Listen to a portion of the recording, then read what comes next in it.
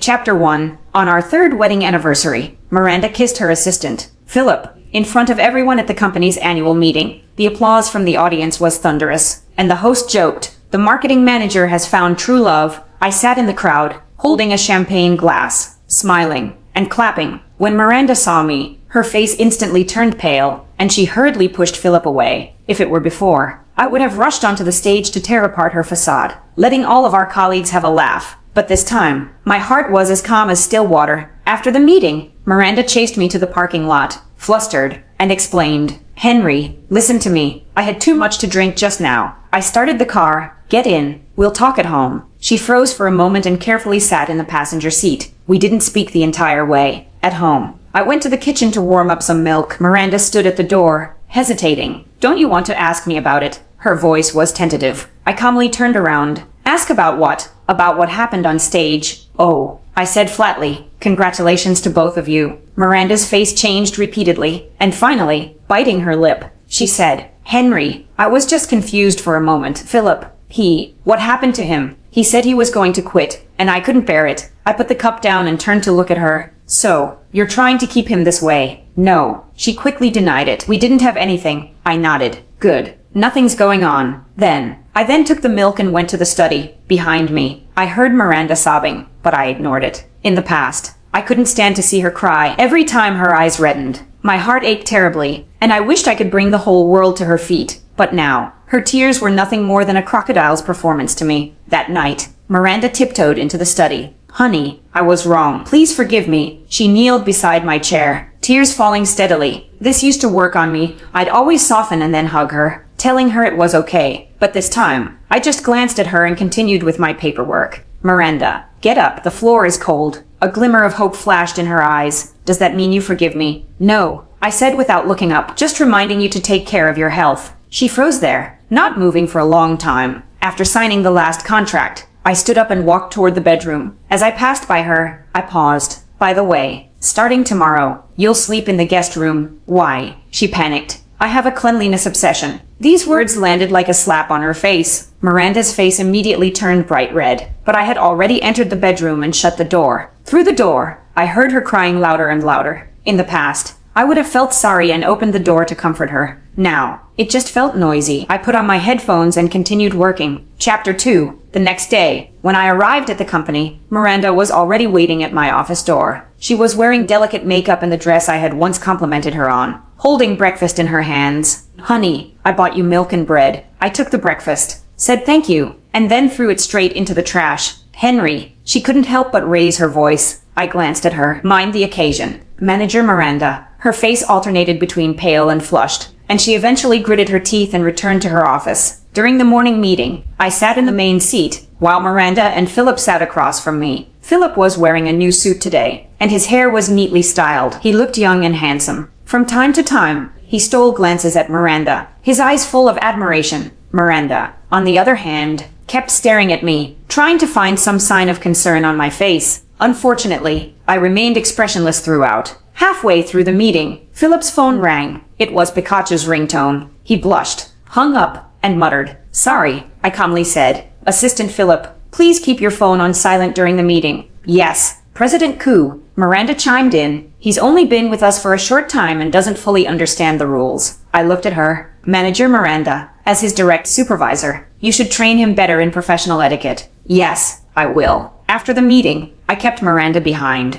"I don't want to hear any rumors about you and Philip in the company again." A trace of panic flashed in her eyes. "Henry, I really didn't. Whether you did or not is not important." I interrupted her. "What matters is that it doesn't affect the company's reputation. Do you still care about me?" She asked tentatively. I was silent for a few seconds, then replied, "Miranda, we are both a married couple and colleagues. Please know your place." With that, I left the meeting room. In the afternoon, Mason came to find me at the company. "What's wrong? You look so upset," he asked with concern. I briefly told him about what happened last night. After listening, Mason slammed his hand on the table. "Damn, that bitch Miranda. Calm down." I poured him a cup of tea. "It's already over, and you're just letting it go like that. What else can I do?" I countered. Mason stared at me and didn't speak for a long time. "Henry, you've changed." "Yeah, I've changed," I admitted. "The old you would have given up everything for Miranda. Now I'm more rational." Mason sighed. Good, that woman isn't worth it. Just then, the secretary knocked on the door and came in. President Koo, Manager Miranda would like to see you. Let her in. When Miranda entered and saw Mason was there, her face became a bit awkward. Mason is here too. Mason had a cold expression and didn't respond. Henry, I have some work to report, Miranda said. Go ahead. Could Mason leave for a moment? I glanced at Mason, who thoughtfully stood up. I'll leave now. We'll talk another time. Once Mason left, Miranda immediately changed her demeanor, rushing up to me. Honey, do you still love me? I pushed her away. Manager Miranda, please mind your behavior. Henry, she panicked. We can say whatever we want at home, but you can't treat me like this at the company. Why not? Because I'm your wife. I nodded. Yes, you are my wife. So when you kissed another man in front of the whole company last night, did you ever consider how I would feel? She was left speechless. Miranda, I stood up. Since you've chosen to have an affair at the company, you must bear the consequences. What consequences? Starting tomorrow, Philip will be transferred to another department. No, she hurriedly stopped me. He's my assistant, and he's very capable. That's even better. A capable employee should be given a better platform. Miranda's face turned pale. Henry, you can't do this. I'm the vice president. This is my decision. With that, I grabbed my coat and prepared to leave. Where are you going? She asked. On a business trip. For a week. In reality, I didn't have any business trip plans. I just didn't want to see her anymore. Chapter 3. I stayed at the hotel for 3 days, receiving messages and calls from Miranda every day, from apologies at the beginning, to threats later, and finally to pleas. I didn't respond to any of them. On the 4th day, Mason came to the hotel to see me. Hiding like this isn't a solution. I'm not hiding. Then go home. I shook my head. I don't want to go back. Why? Just the sight of her disgusts me. Mason paused for a moment, then said, Henry, why don't you get a divorce? Divorce? I looked at the word for the first time seriously. Yes, this kind of woman isn't worth you wasting your time on. I fell into deep thought. Divorce. That thought had actually taken root in my heart a long time ago. From the moment I discovered Miranda and Philip's first flirtatious message, I knew this marriage was already over. I'll think about it. That evening, Miranda sent me a long text message. Honey, I know I was wrong. I really know I was wrong. Philip has already been transferred, and I will never see him again. Will you come back? I'm so scared without you at home. I read it, deleted it, and then blocked her number. On the 5th day, the company secretary called. President Koo, Manager Miranda has been crying in your office all day, and now she has fainted. Should we take her to the hospital? Take her, I replied calmly. Do you want to come and check on her? No, I'm out of town. After hanging up, I continued reading the financial report in my hands. Miranda's life or death had nothing to do with me. On the 6th day, I returned to the company. The secretary reported, President Koo, Manager Miranda took sick leave today and didn't come to work. Got it. I handled my work as usual, as if nothing had happened. In the afternoon, the HR manager came to find me. President Koo, there's something I need to report. Go ahead. Philip has submitted his resignation. I looked at the resignation letter, which read, Personal reasons. Unable to continue working at the company. Approve it. And the replacement for his position. Public recruitment. After the HR manager left, I received a call from an unknown number. Is this President Koo? This is Philip. What's the matter? I want to talk to you about Miranda. I almost laughed out loud. What's there to talk about? President Koo, Miranda really loves you. Yesterday, she nearly died for you. Oh, I responded calmly. So what? Don't you care? Why should I care? Philip was at a loss for words and didn't speak for a while. Mr. Philip, I continued, you're no longer an employee of our company, so please stop involving yourself in our marital matters. But I hung up the phone. Young people are always like this, thinking they're the male lead of a romance drama. That evening, when I got home, Miranda was busy in the kitchen. Seeing me, she ran over in surprise. Honey, you're back. I changed my shoes and asked, what are you cooking? Sweet and sour ribs, and the tomato egg drop soup you love. She carefully observed my expression. You're not angry anymore. Not angry. Really. A glimmer of hope flashed in her eyes. Really, I nodded. Miranda, let's talk. She immediately turned off the stove and nervously sat across from me. Henry, what do you want to say? I took out a document from my briefcase and placed it in front of her. The divorce agreement. Chapter 4. Miranda stared at the document on the table, her face turning deathly pale. Henry, you're joking. Right. I'm not joking, I said calmly. I've thought it through. Why? Her voice began to tremble. Is it just because of that incident at the annual meeting? I told you I was drunk. It's not just that. I pulled out my phone and opened a folder. Here are all the chat records between you and Philip, starting from 6 months ago. Her face completely drained of color. You snooped through my phone. I didn't snoop. You just forgot to log out of Cloud Sync. Miranda, trembling, reached out to grab my phone, but I easily dodged her. These chat records are enough to prove your relationship, I continued. Late night chats, exchanging photos, and those cheesy nicknames. Henry, let me explain. No need to explain. I interrupted her. I don't care when it started.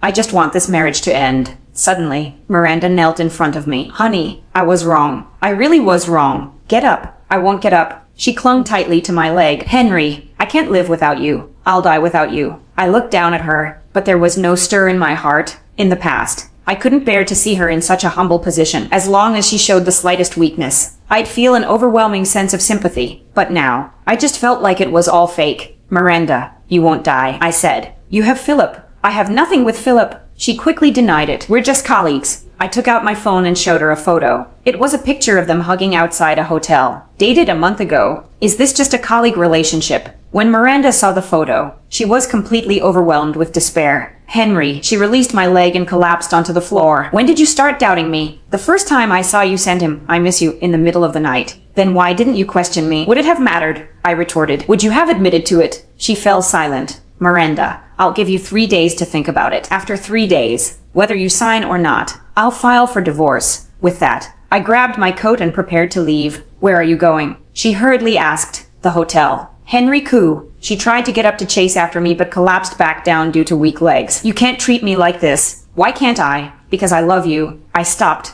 turned around, and looked at her. Love me. Yes, I love you. Then why did you cheat? I was just confused for a moment. I shook my head. Miranda, if you love someone, you wouldn't cheat. You just couldn't bear to lose me as your backup. No, she cried out, heart-wrenchingly. Henry, I really love you. If you really loved me, I said coldly, then sign the divorce papers and stop wasting each other's time. With that, I left without looking back. Behind me, I could hear Miranda's cries, but I didn't listen. That night at the hotel, I slept particularly soundly. The house without Miranda was quiet, like heaven. Chapter 5. Early the next morning, I received a call from Mason. Henry, Miranda came to my company and caused a scene. What kind of scene? She said you want a divorce and asked me to try and talk you out of it. I rubbed my temples. What did you say? I said I support your decision. Then she started cursing at me, saying I was trying to drive a wedge between your marriage. Sorry for causing you trouble. It's fine, Mason said. But Henry, have you really thought this through? I've thought it through. Then stick to your decision and don't soften. After hanging up, I finished getting ready and was about to head to the company. Just as I stepped out of the hotel, I saw Miranda sitting in the lobby. She clearly hadn't slept all night. Her eyes were red and swollen, and her hair was a mess. The moment she saw me, she immediately stood up. Henry, I pretended not to see her and walked straight out of the hotel. She chased after me, calling, Henry, wait for me. I got into the car, and she started banging on the window. Henry, open the door. I started the car and slowly drove off. Through the rearview mirror, I saw her stumble a few steps before finally stopping. She squatted on the side of the road and cried uncontrollably. When I arrived at the company, the secretary informed me, President Koo, Manager Miranda has taken sick leave. Got it. During the morning meeting, the head of the marketing department presented in place of Miranda. Halfway through the meeting, Miranda suddenly burst into the room. She was wearing the same clothes as yesterday, her hair disheveled, and her face as pale as paper. President Koo, she walked up to me. I have important work to report. The meeting room fell silent, and everyone watched the spectacle unfold.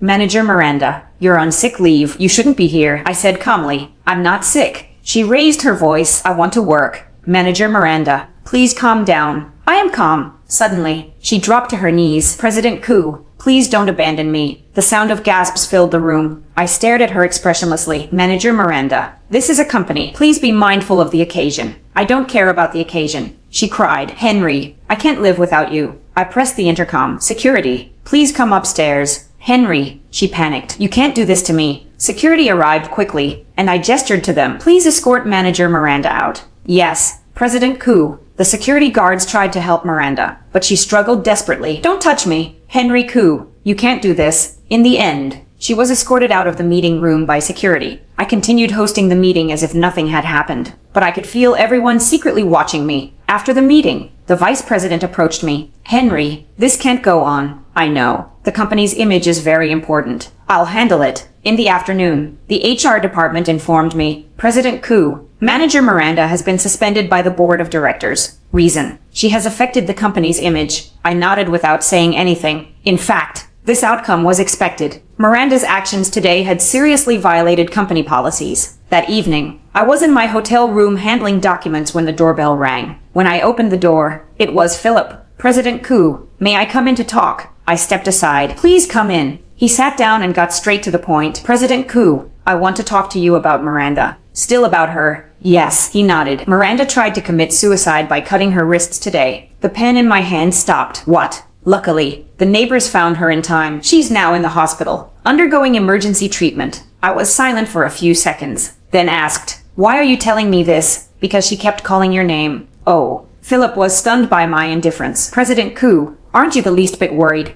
Why should I be worried? She's your wife. Not for much longer. Philip angrily stood up. President Koo, how can you be so cold-hearted? I looked up at him. Mr. Philip, you should understand better than I do why she tried to kill herself. What do you mean? If she hadn't cheated, we wouldn't have ended up like this. Philip was speechless. And, I continued, the reason she tried to kill herself is that she lost me as her backup. Not because she lost love. You're too heartless. Heartless? I laughed. Mr. Philip, when she was dating you behind my back, did she ever consider how I'd feel? Philip lowered his head, too afraid to look at me. Now that she's in despair, you come to accuse me of being heartless. How laughable. Philip stood up and said angrily, President Koo, you'll regret this. I won't, I answered firmly. He slammed the door on his way out. I continued to handle the documents, my mood unchanged. Miranda's life or death truly had nothing to do with me. Chapter 6. The next day, I went to work as usual. As soon as I arrived at the office, the secretary informed me, President Koo, the hospital called. Manager Miranda would like to see you. Tell them I'm very busy. But, no buts. At noon, Mason came to meet me for lunch. I heard Miranda tried to commit suicide. Yes. Aren't you going to see her? No. Mason looked at me and sighed. Henry, you've really changed. For the better or the worse, you've become more rational. As we were eating, my phone rang. It was an unfamiliar number. Is this President Koo? This is Miranda's mother. I paused for a moment. Hello, Auntie. Henry, Miranda is in the hospital. Could you come see her? Sorry, I'm working. Is work more important than your daughter? Her tone was a bit reproachful. Auntie, Miranda isn't my daughter. She's my wife, or rather, my ex-wife. Ex-wife, you're not divorced yet. We'll be divorced soon. Henry, she raised her voice. Miranda nearly died for you. And you don't feel a bit sorry? I don't feel sorry, I answered directly. Miranda's mother was stunned into silence by my indifference. Auntie, I continued, if you really care about Miranda, you should advise her to sign the divorce papers so we can all move on. Henry, how can you say that? How can I say what? Miranda loves you so much. Loves me. I interrupted her. Auntie, do you know about Miranda's affair? Miranda's mother fell silent. Looks like you do know. I continued, since you're aware, don't try to use love to morally blackmail me. But, Auntie, there's no but. Your daughter made a mistake, and she needs to face the consequences. With that, I hung up the phone. Mason looked at me in shock. Henry, you didn't even give Miranda's mom any face. Why should I give her face? She's still your mother-in-law. Not for long. Mason shook his head. I don't even recognize you anymore. So, what do you think of me now? You're fine. He thought for a moment. At least you won't cry for a woman anymore. In the afternoon, while I was in a meeting, the secretary knocked and came in. President Koo, a lawyer is here to see you. Let her in. The person who came in was a young female lawyer. Very beautiful and with a great presence. Hello, President Koo. My name is Tiffany, and I'm Miranda's attorney. Please, have a seat. She sat down and took out a document from her bag. This is my client's statement. I took it and glanced over it. She doesn't agree to the divorce. Correct. She hopes to salvage the marriage. That's impossible. Tiffany looked at me. President Koo, are you really not willing to give her another chance? Another chance? I asked. After betrayal, she still gets a chance. Everyone makes mistakes. Mistakes have consequences. I interrupted her. Lawyer Sue, are you here to mediate or to lecture me on morals? She paused for a moment. I apologize. That was inappropriate of me. If Miranda truly doesn't want to agree to a divorce, then we'll go through legal procedures, I said. I have enough evidence to prove her wrongdoing. What evidence? I pulled out my phone and showed her the chat records. Tiffany Sue looked at a few of them, and her expression changed. Are these real? Absolutely. She closed the phone and sat in silence for a while. President Koo, I think I need to have another discussion with my client. As you wish. She stood to leave, but suddenly turned back at the door. President Koo, I personally believe your decision is the right one. I was somewhat surprised. Why do you say that? Betrayal is betrayal. There are no excuses. With that, she left. That lawyer was quite interesting. That night, as I was watching TV in my hotel room, a news report suddenly appeared. A market department manager from a certain group attempted suicide due to an emotional dispute and is currently receiving treatment in the hospital, although they didn't name names. I knew it was about Miranda. It seemed like the news had already spread. I turned off the TV and got ready for bed. Tomorrow. It would be a new day. Chapter 7. On the third morning, I received a call from Tiffany. President Koo, Miranda has agreed to the divorce settlement. Good. But she has one condition. What condition? She hopes you can come to the hospital to see her one last time. I thought for a moment. Okay. When? Can you come this afternoon? I can. In the afternoon, I arrived at the hospital. Miranda was lying in the hospital bed, her wrist bandaged, her face as pale as paper. When she saw me, a glimmer of surprise flashed in her eyes. Henry, you came. I sat by the bed. What do you want to say? She choked up. Henry, I really know I was wrong. I know. Then can you forgive me? No. The light in her eyes instantly dimmed. Why? Because forgiving you has no meaning for me. What do you mean? Miranda, you cheated not because I was bad, but because that's who you are. I said calmly, even if I forgave you, you'd do it again. I won't. She hurriedly denied it. I swear. I'll never do it again. Swears are worthless. She cried. Henry, why are you being so heartless? I'm not heartless. I'm awake. Is our 3 years of relationship just gone like that? 3 years. I sneered. Miranda, was there ever a day in those 3 years when you truly cared about me? She froze. From the beginning, you were with me because I had money. Then you married me to secure your position in the company. No. Then what about Philip? I asked. Why did you like him? She remained silent. Because he's young and handsome and can feed your vanity. I answered for her. Miranda, you've never truly loved me. You only loved what I could give you. Henry, now that I'm leaving you, you're panicking. So you used suicide to threaten me. I continued. But sorry, I'm not buying it. Miranda cried uncontrollably. Henry, please, don't leave me. Why shouldn't I leave you? Because I can't live without you. Then why didn't you think of that when you cheated? She sobbed, unable to speak. I stood up. Miranda, the divorce agreement has already been brought by my lawyer. Please sign it. I won't sign. Then we'll see each other in court. I turned to leave, but she suddenly called out to me. Henry, is there anything else? If I sign, will you come to see me occasionally? I shook my head. No. Then, will you miss me? No. She fell completely into despair. Collapsing back onto the bed, I walked out of the room, and Tiffany was waiting at the door. President Koo, you're so resolute. She's pitiful. Pitiful. I stopped. Lawyer Sue, do you think I'm pitiful or is she pitiful? You. I was betrayed, deceived, and hurt, and now I should sympathize with the person who hurt me. Tiffany was speechless. Lawyer Sue, if you were in my shoes, what would you do? I would also choose to divorce. Exactly. That evening, Tiffany called. President Koo, Miranda has signed.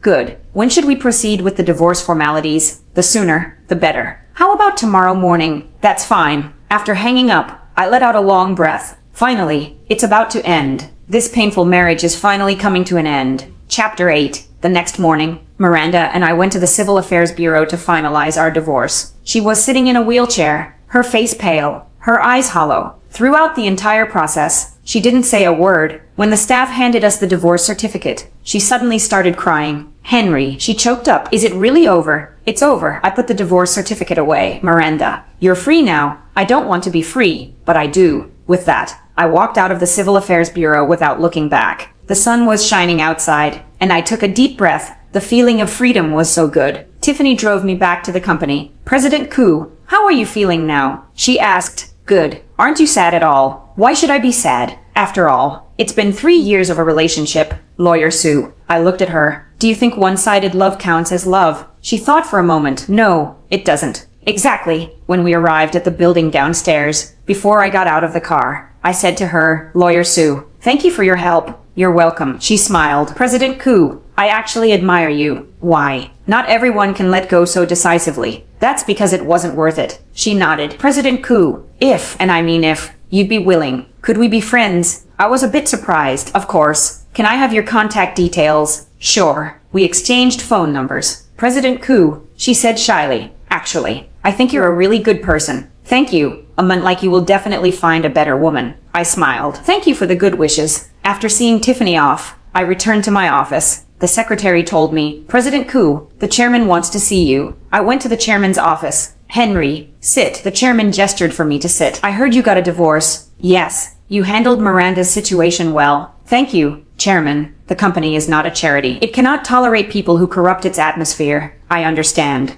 Now that you're single, you can focus more on your work, the chairman smiled. I'm planning to transfer you to the headquarters. Headquarters? I was surprised. Yes, as vice president. It was an unexpected surprise. Thank you for your trust, Chairman. You've earned it. The chairman patted my shoulder. Young man, your future is limitless. After leaving the chairman's office, I was in an exceptionally good mood. The divorce hadn't affected my career. In fact, it had opened up an even better opportunity for me. That evening, Mason invited me to dinner to celebrate. Henry, congratulations on your new life. He raised his glass. Thank you. How are you feeling now? I've never felt so light. That's the way it should be. Mason took a sip of his drink. Henry, I've always wanted to tell you, Miranda never deserved you. Why do you say that? She's too selfish. She only wanted what you could give her, but she never gave her heart. It doesn't matter anymore. Right. It's all in the past. Mason suddenly smiled mysteriously. Henry, I want to introduce you to someone. Who? A really nice girl. My classmate's sister. Works at a bank. No need. I don't want to date for now. Why? I want to enjoy the freedom of being single. That's fine. You're still young. There's no rush. As we were talking, my phone rang. It was Tiffany calling. President Koo, sorry to bother you. It's fine. What's up? I have a few legal questions I'd like to ask you. I'm not an expert in law. It's about a business contract,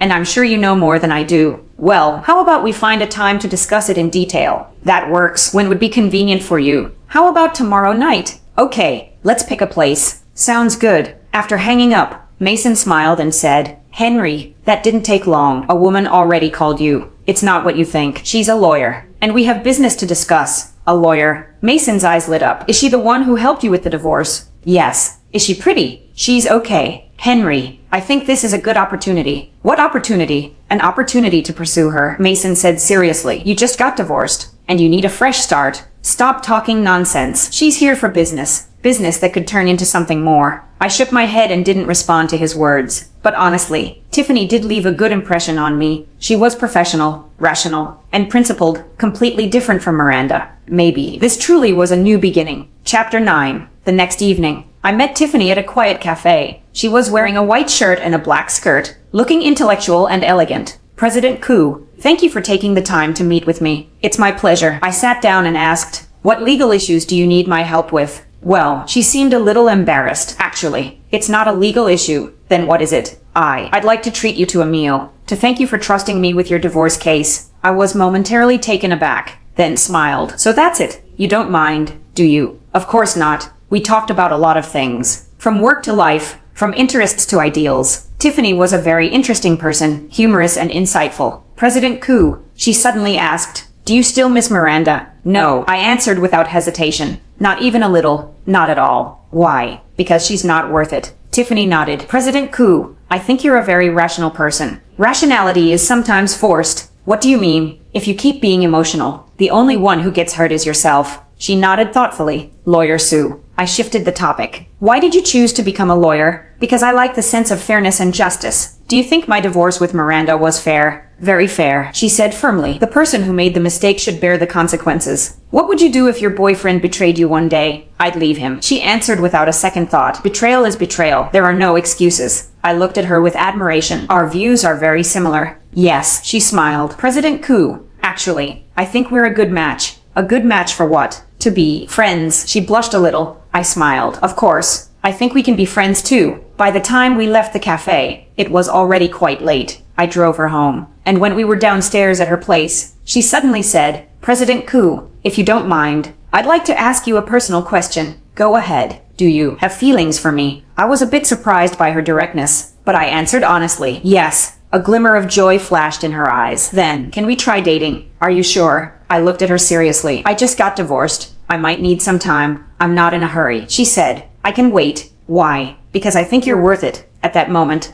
I suddenly felt a long-lost sense of warmth. Tiffany, I took her hand. Thank you. Thank me for what? Thank you for making me believe that there are still sincere people in this world. She smiled. A sweet smile. President Koo, shall we start as friends? Okay. That night, I slept particularly well. In my dreams, there were no cries from Miranda, no pain from betrayal, only Tiffany's warm smile. The next morning, I woke up to find a text message from Tiffany. Good morning. President Koo, wishing you a successful day at work. Such a simple message, but it made me feel especially good. I replied, Good morning, Lawyer Sue. From that day on, we exchanged texts every day and occasionally had meals together. Tiffany knew how to maintain boundaries, never too intimate, never pressuring me to make any promises. She was like a spring breeze, gently blowing into my life, slowly healing my heart. 3 months later, we officially became a couple. Half a year later, I proposed to her. Tiffany cried and said yes, and at that moment, I knew I had found the person who truly belonged to me. In comparison, Miranda was just a mistake in my life's journey. Tiffany, however, was my future. Our wedding was very simple, just close friends. At the wedding, Mason said, "Henry, you finally found someone who truly loves you." Yes, I had found her. Tiffany would never betray me, never hurt me, never treat me as a backup. She loved me for who I am, not for what I could give her. This is what true love looks like. Chapter 10.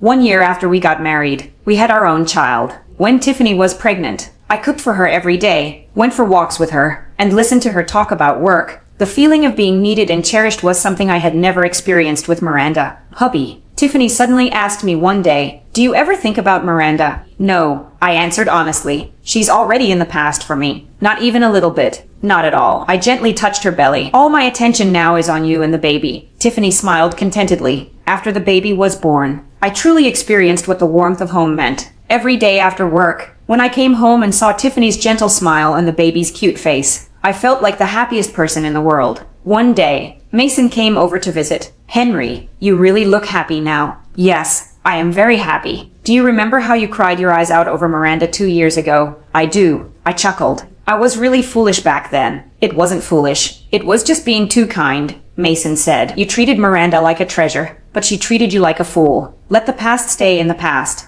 I looked at Tiffany, who was busy in the kitchen. "I just want to cherish the happiness I have now." "Yes, cherishing is the most important thing." That night, Tiffany asked me, "Hubby, what if one day Miranda wants to come back to you? What would you do?" "I wouldn't meet her," I answered without hesitation. "Someone like her no longer deserves to be in my life. Won't you feel soft-hearted?" "No." I hugged her. "Tiffany, now I have you and the baby. Why would I bother with the past? I just wanted to make sure." She pouted in my arms. "After all, you two had 3 years of feelings. That wasn't love. That was unrequited." I corrected her. "True love should be like ours." "Like ours?" she asked. "Mutual respect, mutual cherishing, mutual trust. I think we're really happy too." 5 years later, I became the CEO of the group, and Tiffany became a well-known lawyer. Our child was healthy and happy, and our relationship grew deeper with time. Sometimes, I think that if I hadn't gone through the painful marriage with Miranda, I might not appreciate the happiness I have now as much. So, in a way, I have to thank Miranda. I thank her for her betrayal, because it made me realize what true love is and who is worth cherishing. As for how Miranda is doing now, I don't know, and I don't care. What I know is that my life truly began the day I met Tiffany, and the Henry who once felt desperate because of Miranda is now long gone. The person I am now is someone completely new, someone who knows how to love and be loved, someone who is worthy of being cherished, someone who is truly happy.